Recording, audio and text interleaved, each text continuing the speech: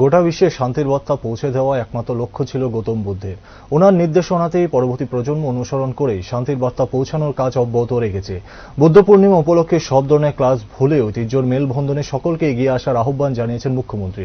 শুক্রবার বুদ্ধ পূর্ণিমা তথা বৈশাখী পূর্ণিমা উপলক্ষে রাজধানীর বুদ্ধ মন্দির এলাকায় অবস্থিত বেনুবন বিহারে আয়োজিত মেলা ও উৎসবের আনুষ্ঠানিক উদ্বোধন করে এই কথাগুলি বলেন মুখ্যমন্ত্রী। একই সাথে বিশ্ব শান্তি বজায় রাখার স্বার্থে গৌতম বুদ্ধের শান্তির বাণী চারিদিকে ছড়িয়ে দেওয়ার আহ্বান জানান মুখ্যমন্ত্রী। অত্যন্ত শুভ দিন আজকে।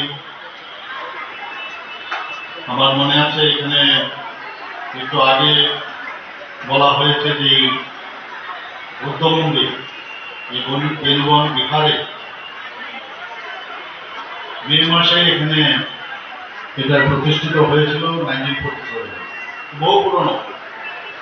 বাইরের থেকে যখন অতিথি আসতো আমরা খুবই ছোট ছিলাম, তখন আমরা ত্রিপুরাতে আজকে অনেক যে টুরিস্ট স্পট আছে এখন, তখন কিন্তু সেরকম ভাবে আমাদের তার অ্যাপ্রোচও ছিল না, যাওয়ার ব্যবস্থাও ছিল না সেভাবে রাষ্ট্র একজনের জন্য।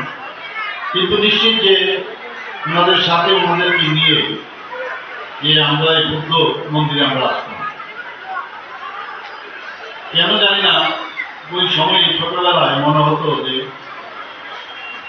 যে বুদ্ধ মন্দিরে এসে একবার যদি প্রণাম করা যায় তো মনের শান্তি যেন চলে আসে এবং একটা শান্তি বিরাজ করে এবং এত সুন্দর একটা পরিবেশে।